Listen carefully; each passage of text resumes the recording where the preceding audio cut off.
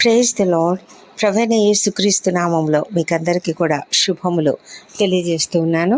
మరొక నూతన వారంలో మనం ఉన్నాము. దేవుడు మనలను తన యొక్క నూతనమైన వాత్సల్యంతో ఈ వారమంతయు కాపాడాలని, ఈ దినమంతయు కూడా మనకు తోడై ఉండి మనల్ని మన ప్రతి పనిలో కూడా జయప్రదంగా ముందుండి నడిపించాలని దేవుణ్ణి ప్రార్థనలు చేద్దాం. ఈ దినము దేవుడు మనతో గొప్పగా మాట్లాడుతున్నాడు. ఏంటంటే దేవుడు మనతో ఉండే దేవుడు.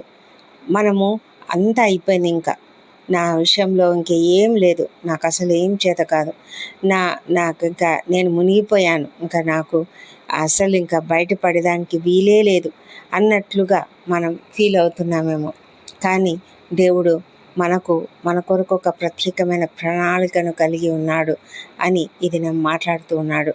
మరి సమూయేలు గ్రంథంలో 1వ అధ్యాయము 17వ వచనంలో మనం చూసినట్లయితే, ఫిలిష్తీయులు తమ సైన్యములను యుద్ధమునకు సమకూర్చి సౌలు మీదికి వచ్చాడు, యుద్ధానికి వచ్చాడు.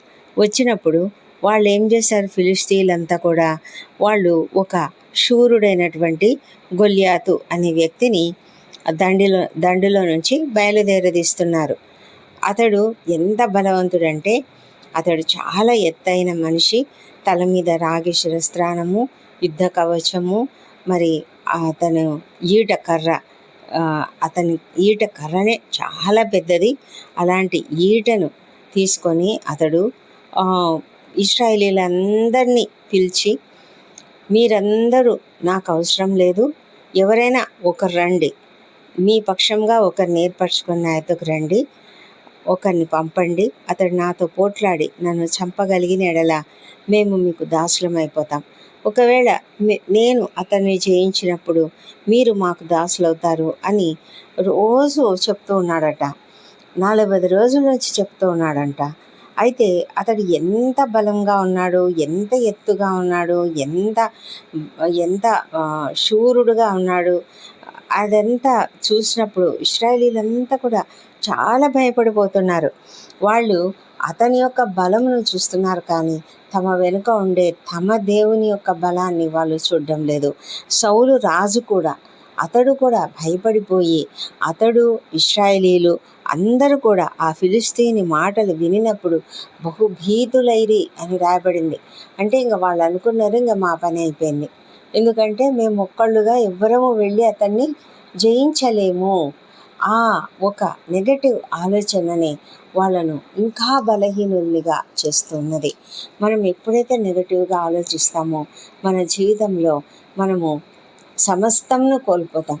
ఎందుకంటే మనలో ఉన్నవాడు మన చుట్టూ ఉన్న పరిస్థితుల కంటే, మన ఎదుట ఉన్న గొప్ప గొప్ప పర్వతముల వంటి సమస్యల కంటే కూడా చాలా గొప్పవాడు అన్న విషయాన్ని మనం మర్చిపోతాం. ఇశ్రాయేలీలు ఎప్పుడూ ఈ సంగతి మర్చిపోతూనే ఉన్నారు. ఎందుకంటే ఇశ్రాయేలీల జీవితంలో దేవుడు ఎన్ని అద్భుత కార్యాలు చేసినప్పటికీ కూడా వారు ప్రతిసారి కూడా మర్చిపోయి ఆ పరిస్థితులను చూసి భయపడతారు.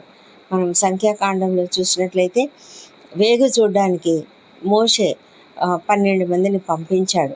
అయితే ఆ కనాను దేశంలోకి వెళ్ళి అక్కడ వాళ్ళని చూసినప్పుడు ఆ దేశమేమో చాలా మంచిది, అక్కడున్న ఇండ్లన్నీ చాలా బాగున్నాయి, అక్కడున్న పంటలు చాలా బాగున్నాయి, ద్రాక్ష గెల ఒకటొకటి ఇంత పెద్దగా ఉన్నది, అన్ని ఫ్రూట్స్ కూడా ఎంతో బాగున్నాయి, అన్నీ బాగున్నాయి. కానీ ఆ మనుషులు చాలా బలవంతులు, వాళ్ళ ముందర మేము మిడతల్లాగున్నాము అని వారు తలంచారు. వాళ్ళు ఆ విధంగా మాట్లాడి మేము వాళ్ళని జయించలేము, మనం వాళ్ళని జయించలేము అని చెప్పినప్పుడు ఇద్దరు, కాలేబు, యెహోషువ, వీళ్ళిద్దరు మాత్రమే, లేదు మనం జయించగలం, ఎందుకంటే మన దేవుడైన యెహోవా నామంలో మనం వెళ్ళి వాళ్ళను జయించగలమని చెప్పడం మనకు తెలుసు కదా. ఆ తర్వాత ఆ ఇశ్రాయేలీలు అందరూ కూడా దేవునికి విరోధంగా మాట్లాడి, సణిగి గొణిగి రకరకాలుగా చాలా ఏడ్చి అంత పరిస్థితులు వారు అలా చేసినప్పుడు దేవుడు వారిపైన ఎంత కోపపడ్డారో మనకు తెలుసు కదా. మనము మన పక్షంగా ఉన్నటువంటి దేవుణ్ణి మనం ఎప్పుడు కూడా తక్కువ చేయకూడదు. అలా చేశామంటే మనం తప్పకుండా మన పరిస్థితులలో ఓడిపోతాము. కానీ అలా కాదు. నాలో ఉన్న దేవుడు ఎంతో గొప్పవాడు, నా ఎదుట ఉన్న సమస్య చాలా చిన్నది అని మనం ఎప్పుడైతే భావిస్తామో అప్పుడే మనము విజయం పొందుకుంటాము. దావీదు అదే చేశాడు.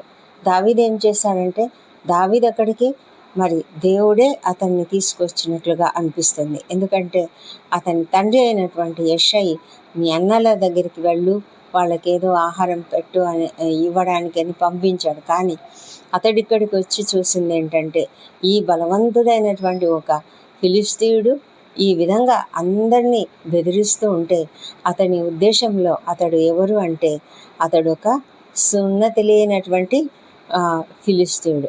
అతడు జీవం గల దేవుని ఎదుట అతడు ఎంతటివాడు అని దావీదు ఎంత గొప్పగా మాట్లాడాడు కదా. ఇశ్రాయేలీయులు ఎవరు? జీవం గల దేవుని సైన్యము. అలాంటి సైన్యాన్ని తిరస్కరించుటకు ఈ సున్నతి లేని ఫిలిస్తీయుడు ఏపాటివాడు? ఎందుకు ఇతడు ఎంతటివాడు?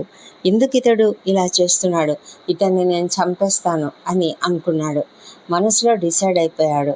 ఎప్పుడైతే అతడు ఆ విధంగా తలంచాడో దేవుడు అతనికి తోడుగా ఉన్నాడు. మరి అతడు సౌలు రాజు అతన్ని పిలిపించాడు, అతనికి కవచం తొడగాలని ట్రై చేశాడు. కానీ అతడు దావీదు దాన్ని తిరస్కరించి, లేదు నేను వెళ్తాను, నేను ఒట్టి చేతులతోనే వెళ్తాను, ఇలాగే వెళ్తాను, నేను ఉన్న పాటున వెళ్తానని చెప్పినప్పుడు, నువ్వు చిన్నవాడివి, బాలునివి, వాడేమో చాలా యుద్ధ వీరుడు, అన్ని నైపుణ్యాలు కలిగినటువంటి వాడు, అతన్ని నీవెలా అతనితో ఎలా యుద్ధం చేస్తావు అని అడిగినప్పుడు అతడు చెప్పినటువంటి మాట, నేను గొర్రెలను కాస్తున్నప్పుడు సింహంలు వచ్చాయి, ఎలుగుబంటి వచ్చాయి, మందలో నుండి గొర్రెపిల్లని ఎత్తుకొని పోతుంటే వాడిని తరిమి నేను వాటిని చంపేశాను. మరి సింహం యొక్క బలం నుంచి, ఎలుగుబంటి యొక్క బలం నుంచి రక్షించిన యెహోవా ఈ ఫిలిస్తీని చేతిలో నుండి కూడా నన్ను విడిపించును అని ఒక గొప్ప ధైర్యంతో ఆ మాట చెప్పినప్పుడు సౌలు అన్నాడు, సరే అయితే వెళ్ళు అని చెప్పాడు. దావీదు ఏం చేశాడు? కేవలము తన దగ్గర ఉన్న వడిసెల, ఏటి లోయలో నుంచి 5 నున్న రాళ్లను ఏరుకొని వెళ్ళాడు. మరి ఫిలిస్తీయుడు ఇతన్ని చూసినప్పుడు, నువ్వు ఇంత చిన్న పిల్లవాడిని, అవసరం లేదు, వెళ్ళు అని చెప్పినప్పుడు అతడు అస్సలు వెళ్ళలేదు. నేను అస్సలు వెళ్ళను, నేనే నిన్ను చంపేస్తాను అని చెప్పినప్పుడు అతడికి చాలా కోపం వచ్చింది. కోపం వచ్చి అతడు ముందుకు వస్తున్నాడు. అయితే దేవుడు అతనికి సహాయం చేశాడు, దావీదుకు సహాయం చేశాడు. దావీదు తను ఏం మాట్లాడినాడంటే, అతను చెప్పిన మాట, యుద్ధము యెహోవాదే అని చెప్పాడు. నీ కత్తితో ఈటతో నువ్వు వస్తున్నావు, కానీ కత్తితోనూ ఈటతోనూ కాదు నా దేవుడు నన్ను రక్షించేది. ఈ దండు వారందరూ కూడా ఆ విషయం తెలుసుకుంటారు. యుద్ధము యెహోవాదే, ఈ యుద్ధము దేవుడే చేస్తాడు, దేవుడు నేను నాకు అప్పగిస్తాడని ఒక ధైర్యంతో అతడు ముందుకు సాగాడు. ఆ బడిసెలలో రాయి పెట్టి ఒక్కసారిగా కొట్టినప్పుడు అతడు అంత పెద్ద మనిషి ముందుకు పడడం, ఆ శూరుడైనటువంటి ఆ వ్యక్తి ముందుకు పడడం జరిగింది. ఆ తర్వాత దావీదు అతన్ని చంపేశాడు. ఆ విధంగా అందరూ కూడా ఎంతో సంతోషంతో అరుస్తూ ఫిలిస్తీయులను తరిమేశారు. వీరు విజయం పొందుకున్నారు. ఇక్కడ జయం ఇచ్చింది ఏంటి అంటే, దావీదు యొక్క శక్తి కాదు, దావీదు యొక్క బలం కాదు, కానీ దావీదులో ఉన్నటువంటి దేవుని పట్ల విశ్వాసము, దావీదుకు దేవుని పట్ల ఉన్నటువంటి దేవుడు తన పక్షంగా ఉన్నాడనే ధైర్యము, దావీదు తన పక్షంగా దేవుడు యుద్ధం చేస్తాడని నమ్మడము, ఆ విధంగా మరి అతడు విజయం పొందుకున్నాడు. నీ జీవితంలో, నా జీవితంలో మనకేమీ మన పరిస్థితులు ఎలా ఉన్నా కూడా మనకు అంతా అయిపోయింది, మన పరిస్థితి ఇంకా అయిపోయింది, ఇంకా మనకి ఏం లేదు, మనకు అసలు నా పరిస్థితి నేను ఇంకా మునిగిపోయాను, ఇంకా నాకు మార్గమే లేదు, నేను చేయవలసిన యుద్ధం నేను ఓడిపోయాను అని మనము మన సమస్యను చూసి భయపడుతూ ఉంటాము. ఇంత పెద్ద సమస్య నుంచి నేను ఎప్పుడు బయటపడగలను, ఇంత పెద్ద సమస్య నుంచి నన్ను ఎవరు విడిపిస్తారు అని చాలా భయపడుతూ ఉంటాం. కానీ దేవుని పైన ఆధారపడినట్లయితే దేవుడు మనల్ని చక్కగా నడిపిస్తాడు. మన జీవితంలో ప్రతిదీ కూడా దేవుని చేతిలో ఉన్నది, ఆయన అధీనంలో ఉన్నది అని మనం నమ్మినప్పుడు మనకు దేవుడు సహాయం చేస్తాడు. నీవు దేవుని నమ్ముతావా? దేవుని పైన విశ్వాసం ఉంచుతావా? నీ బలంతో నువ్వేం చేయలేవు, కానీ దేవుని బలంతో సమస్తం చేయగలవు. దావీదు ఎంతటి వాడు? చాలా చిన్నవాడు. అయితే ఆ గొప్ప శూరుడు, అతడు ఎంత బలవంతుడు అయినా కూడా అతని చేతిలో ఏం లేదు. అతనికి అసలు తను ఫిలిస్తీయుడను, ఇంత శూరుడను అన్న ఒక గర్వము, అహంకారం మాత్రమే ఉన్నది. కానీ దావీదుకున్నది దేవుని బలము పట్ల అతిశయము, దేవుడు తనకు సహాయం చేస్తాడన్నటువంటి ఒక గొప్ప ధైర్యము. అదే అతనికి బలము. అదే ధైర్యంతోనే అతడు ముందుకు వెళ్ళాడు. అతనికి తెలుసు దేవుడు తానే ఈ యుద్ధం చేస్తాడు అని. అందుకే అతడు అంత ధైర్యంగా వెళ్ళాడు. మనం కూడా ఎప్పుడైతే ఆ విధంగా దేవునిపైన ఆధారపడి దేవుడు నా పక్షంగా ఉన్నాడు, దేవుడు నా పక్షంగా యుద్ధం చేస్తాడు అని మనం ఎప్పుడైతే ఆలోచిస్తామో అప్పుడు దేవుడు మనల్ని విజయ పథంలో నడిపిస్తాడు. దేవుని దగ్గర దావీదు దగ్గర కత్తి లేదు, ఈట లేదు, కానీ అతనికి ఉన్నదల్లా దేవుని పట్ల విశ్వాసం, దేవుని పైన విశ్వాసం, నమ్మకము, మరి తనను జయింపజేసేది ఆయనే అన్న ఒక నమ్మకము. కాబట్టి మన జీవితంలో మనలో ఆ విశ్వాసము మనం కలిగి ఉన్నట్లయితే మన ఎదుట ఎంత పెద్ద పర్వతం వంటి సమస్య ఉన్నా, ఎంత అద్భుతమైన గొప్ప చాలా భయంకరమైన పరిస్థితులలో మనమున్నా దేవుడు మనకు తోడై ఉండి మనల్ని విజయపదంలో నడిపిస్తాడు అన్న విశ్వాసంతో ఆయన పైన ఆధారపడ్డాం. ఆ విధంగా చేసినట్లయితే దేవుడు మనల్ని కూడా విజయపథంలో నడిపిస్తాడు. దేవుడు ఈ కృపావార్తను దీవించునుగాక. ప్రార్థించుకుందాం. పరిశుద్ధుడైన దేవ, గత వారం అంతా కూడా మమ్మల్ని క్షేమంగా కాపాడి నూతన వారంలోనికి తీసుకువచ్చారు నాయన. ఈ నెల చివరిలోకి మేము వచ్చేసాము ప్రభా. ఈ వారం అంతా కూడా మాకు తోడై ఉండండి, ఈ దినమంతా కూడా తోడై ఉండి మా పనులన్నింటిలో కూడా మాకు విజయం అనుగ్రహించమని ప్రార్థిస్తున్నాము. మా ప్రభా తండ్రి, మీరు ఇచ్చినటువంటి గొప్ప ధైర్యము కలిగించే కృపావార్తను బట్టి నీకు వందనములు. అవును తండ్రి, నీవు ఎంతో ధైర్యమును మాకు ఇస్తున్నావు. మేమే చాలాసార్లు నిర్లక్ష్యంతో, చాలాసార్లు మరిచిపోవడం, లేకపోతే చాలాసార్లు అనుకోని రీతిగా మేము నీకు విరోధంగా మాట్లాడుతూ ప్రవర్తిస్తూ ప్రభా నీకు దుఃఖం కలిగిస్తూ ఉంటాం. దయ ఉంచి మమ్మల్ని క్షమించమని వేడుకొంచున్నాము ప్రభా. నీవు మాకు తోడుంటే మా ఎదుట ఏ సమస్య కూడా నిలవలేదు, ఏ పరిస్థితులు కూడా చెడ్డ పరిస్థితులు నిలవలేవు, ఏ కీడు కూడా నిలబడలేదు, ఏ అపవాది నిలబడలేడు. ఎంత బలము కలిగినటువంటి అపవాదైనా, ఎంత బలము కలిగిన సమస్య అయినా, ఎంత గొప్ప పర్వతం వంటి సమస్య అయినా కూడా మా ఎదుట నిలవలేదు నాయన. మేము ఆ విషయం గ్రహించి గమనించి నీ సన్నిధిలో ప్రార్థించి తండ్రి నీకు మా సమస్తమైన పరిస్థితులను అప్పగించి మేము నెమ్మదిగా నీవు మా పక్షంగా ఉన్నావు, నీవు మా పక్షంగా యుద్ధం చేస్తావు అని విశ్వాసంతో ముందుకు సాగడానికి మాకు సహాయం చేయమని ప్రార్థిస్తున్నాం తండ్రి. దేవా తండ్రి, నీ యొక్క గొప్ప కృపను బట్టి నీకు వేల స్తోత్రం చెల్లించుకుంటున్నాము. మా తండ్రి దినమంతా మాకు తోడై ఉండండి. ఇదిగో ఈ ప్రార్థనలు ఏకీభవిస్తున్న ప్రతి ఒక్కరిని కూడా దీవించండి. ఎవరు ఎలాంటి సమస్యల్లో ఉన్నారో మాకు తెలియదు, కానీ నీవు ప్రతి హృదయాన్ని ఎరిగినటువంటి దేవుడు ప్రభానైనా. ప్రతి ఒక్కరి జీవితంలో ఉన్నటువంటి ప్రతి సమస్యను కూడా తీసివేయమని ప్రార్థిస్తున్నాం ప్రభా. మా తండ్రి, సమస్యలలో పోరాడగలిగే శక్తిని వారికి అనుగ్రహించండి. మా తండ్రి, ఏ పరిస్థితి అయినా కూడా నీ ఎదుట నిలవలేదు అన్న విషయం ప్రతి ఒక్కరు గ్రహించి ప్రభా ధైర్యంతో, విశ్వాసంతో ముందుకు సాగడానికి సహాయం చేయండి. ఎంతోమంది నాయన భయంకరమైన ఆర్థిక పరిస్థితులతో కూరుకుపోయి ఉండవచ్చు, అప్పుల సమస్యల్లో కూరుకుపోయి ఉండవచ్చు, కృంగుదలలో ఉండవచ్చు, బిజినెస్లో లాస్ వచ్చి భయంకరంగా ఒక కృంగుదలకు గురై ఉండవచ్చు నాయన. ఏ పరిస్థితినైనా కూడా మీరు బాగు చేయగలిగిన దేవుడు మా తండ్రి. ఇంతమంది అనారోగ్యంతో కృంగి ఉన్నారేమో తండ్రి, అలాంటి వాళ్ళని కూడా మీరు లేవనెత్తగలిగే దేవుడు, స్వస్థపరిచే దేవుడు మా తండ్రి. కలతలతో కుటుంబాలలో భయంకరమైన మనస్పర్ధలతో ప్రభా విడిపోయే పరిస్థితులలో ఉన్నటువంటి అనేక కుటుంబాలు ఉన్నాయి తండ్రి. అలాంటి కుటుంబాలలో ఉన్న పరిస్థితులను కూడా మీరు చక్కబరచగలిగిన గొప్ప శక్తిమంతుడు తండ్రి. ప్రభా, నీ సన్నిధిలో మేము ప్రార్థించి నాయన నమ్మకంతో విశ్వాసంతో మా పరిస్థితులను నీ చేతులకు అప్పగించినప్పుడు తండ్రి, ప్రతి సమస్య నుంచి కూడా మీరు మాకు విడుదలనిస్తారు, మమ్ములను లేవనెత్తుతారు తండ్రి. ప్రతి పరిస్థితి నుంచి మాకు విడుదలనిస్తారు. కాబట్టి నీకు వందనాలు చెల్లించుకుంటున్నాం తండ్రి దేవా. మరి ఇదనమంతయు మాకు తోడైంది, నడిపించండి. మాకు కావాల్సిన శక్తిని, బలం అనుగ్రహించండి. మా ప్రయాణాలలో క్షేమమును, భద్రతను అనుగ్రహించండి.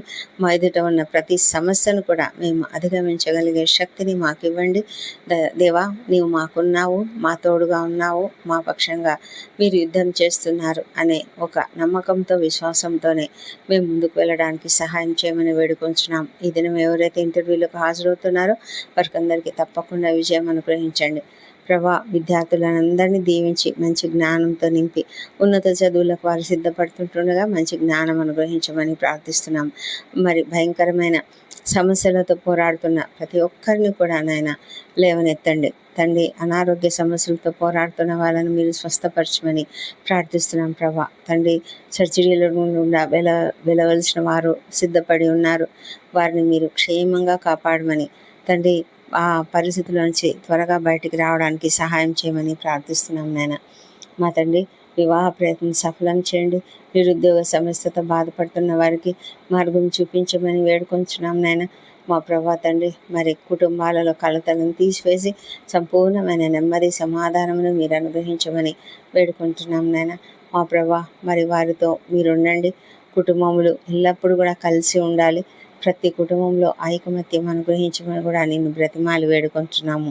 పరిశుద్ధుడా దేవా, మరి సమస్యల్లో ఉన్న ప్రతి ఒక్కరిని కూడా బాగు చేయండి తండ్రి. ఉద్యోగ జీవితాలలో సమస్యలు కలిగి ఉన్న వారిని దీవించి ఆ పరిస్థితుల నుంచి వారిని బయటకు తీసుకురమ్మని ప్రార్థిస్తున్నాము. మా తండ్రి దేవ, చిన్నారులను, వృద్ధులను దీవించండి, క్షేమంగా నడిపించండి, కాపాడండి. రక్షణ లేని ప్రతి ఒక్కరిని రక్షణలోనికి తీసుకురమ్మని ప్రార్థిస్తున్నాం నాయన. మా ప్రభా, వ్యసనములకు గురైన వారికి ఏ శ్రమలో విడుదలను దయచేయండి. మా తండ్రి, ప్రపంచమంతటా శాంతి సమాధానం అనుగ్రహించండి. ప్రతి ఒక్కరూ నాయన నెమ్మదితో బ్రతుకున్నట్లుగా సహాయం చేయండి దేవా. ఇశ్రాయేల్ దేశం దీవించండి, యెరూషలేమును దీవించండి. వారి నగరులలో క్షేమమును, వారి ప్రాకారములలో నెమ్మదిని దయచేయమని ప్రార్థిస్తున్నాం. మా దేశంను దీవించి మా దేశంపై నీ పరిశుద్ధాత్మను కుమ్మరించి ప్రతి ఒక్కరు నిన్ను తెలుసుకొనిలాగున సహాయం చేయమని అధికారులు, ఉద్యోగులు, పరిపాలకులు అందరూ కూడా నీతిగా, నిజాయితీగా పనిచేయనట్లుగా సహాయం చేయమని ప్రార్థిస్తున్నాము. సేవకులను ఆశ్రయించండి. వారికి అందరికీ కావాల్సిన మంచి ఆరోగ్యంనిచ్చి మరి ప్రభా వారి పరిస్థితులన్నీ బాగు చేయమని వేడుకొంచున్నాము. మా తండ్రి దేవ, మందిరాలు నిర్మించుకుంటున్నటువంటి వారి మందిరాలు చక్కగా కట్టబడినట్లుగా ఆర్థిక వనరులు కుమ్మరించమని ప్రార్థిస్తున్నాము. మా ప్రభా తండ్రి, ఈ దినం ప్రయాణాలు చేస్తున్న వాళ్ళను క్షేమంగా కాపాడమని వేడుకుంటున్నాం. మా తండ్రి దేవ, మరి ఈ దినం బర్త్డేలు, వివాహ దినం జరుపుకుంటున్న బిడ్డలను దీవించండి. గడిచిన సంవత్సరం అంతా మీరు వారికి చేసిన ప్రతి మేలును బట్టి నీ వందనములు. రాబోయే సంవత్సరంలో ఇంకా అధికమైన మేలులను వారికి అనుగ్రహించమని ప్రార్థిస్తున్నాం. మా తండ్రి, వారిపై నీ ముఖకాంతిని ప్రకాశింపజేసి మీ సన్నిధి కాంతిని ఉదయింపజేసి సంతోషము, సమాధానము అనుగ్రహించమని వేడుకొంచున్నాము. మా ప్రార్థనలన్నీ మీరు అంగీకరించి జవాబులు ఇచ్చి ఉన్నారని నమ్ముతున్నాము. ఈ ప్రార్థనలన్నీ మా ప్రభువును, మా ప్రియ రక్షకుడు నేను యేసుక్రీస్తు నామంలో అడిగి పొంది ఉన్నామని నమ్ముతూ నీకు స్తోత్రం తెలుస్తున్నాం తండ్రి. Amen, amen.